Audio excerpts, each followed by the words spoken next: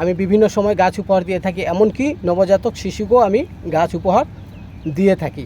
আমি যখন পঞ্চম শ্রেণী পাশ করে ভিক্টোরিয়া উচ্চ বিদ্যালয়ে ক্লাস 6-এ ভর্তি হয়, তখন আমি পড়ালেখার পাশাপাশি টিউশনি করতাম, কারণ আমি খুব কাজ থেকে অভাব দেখেছি। তো সেই অভাবকে দূর করার জন্যই মূলত আমি তখন টিউশনির টাকাকে আমি 3 ভাগ করে 1 ভাগ পড়ালেখার কাজে ব্যয় করতাম, আর 1 ভাগ পরিবারকে সাহায্য করতাম, আর 1 ভাগ যে আমার হাত খরচ সেখান থেকে আমি 5টা-10টা করে গাছ রোপণ করতাম।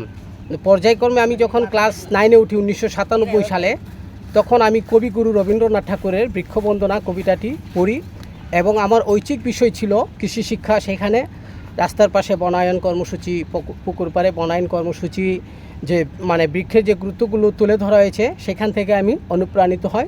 সেই থেকে আমি বৃক্ষরোপণে অনুপ্রাণিত হই। তখন থেকে আমি শ্রীমঙ্গল উপজেলার বিভিন্ন জায়গা, মন্দির, মসজিদ, গির্জা, রাস্তার পাশে, বিদ্যালয়, হাসপাতাল, জন্মদিন, মৃত্যুদিন, বিবাহ, সৌজন্য সাক্ষাৎ, জাতীয় দিবস সহ আমি বিভিন্ন সময় গাছ উপহার দিয়ে থাকি, এমনকি নবজাতক শিশুকেও আমি গাছ উপহার দিয়ে থাকি।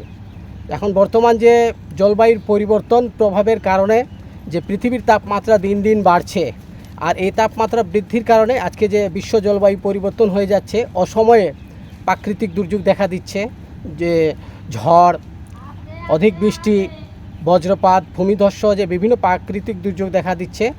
আর এগুলো থেকে রক্ষা পেতে হলে আমাদেরকে বেশি করে গাছ লাগাতে হবে, কারণ যে কার্বন ডাইঅক্সাইডের পরিমাণ বৃদ্ধি হওয়ায় কিন্তু আজকে পৃথিবীর তাপমাত্রা বাড়ছে। আর এই কার্বন ডাইঅক্সাইডকে একমাত্র গাছ খাদ্য হিসেবে শোষণ করে থাকে সূর্যের আলোর সাহায্যে। তাই আমাদেরকে এই বাসযোগ্য পৃথিবী গড়ে তুলতে হলে, আমাদের এই বিশ্বকে আবাসযোগ্য পৃথিবী গড়ে তুলতে হলে, পরবর্তী প্রজন্মের কথা, সুরক্ষার কথা নিশ্চিত করতে হলে বেশি করে আমাদেরকে গাছ রোপণ করতে হবে। আর পাশাপাশি আমাদেরকে এই যে প্লাস্টিককে না বলতে হবে, নদী দখল, দূষণ, এইগুলোর প্রতি সোচ্চার হতে হবে, প্রতিবাদ করতে হবে। তারপরে যে বর্তমান যে বিশ্বে যে যুদ্ধ চলমান রয়েছে, বিশ্ব নেতাদের প্রতি আহ্বান জানাতে হবে যে আপনারা এই যুদ্ধ বন্ধ করুন, কারণ এই যুদ্ধের ফলে আজকে পৃথিবী প্রায় ধ্বংসের দ্বার প্রান্তে। তাই আমি সর্বপ্রথম আজকে যেহেতু 5ই জুন বিশ্ব পরিবেশ দিবস, এই দিবসে আমি বিশ্ব নেতাদের প্রতি আহ্বান জানাচ্ছি, এই যুদ্ধ খেলা আপনারা বন্ধ করুন, এবং আপনারা যুদ্ধ বন্ধ করে গাছ লাগান। বিশ্বে একটা নেতার দরকার, যুদ্ধের না। আমরা যুদ্ধ নয়, আমরা শান্তি চাই। আমরা এই পৃথিবীকে বাঁচাতে গাছ লাগাতে চাই।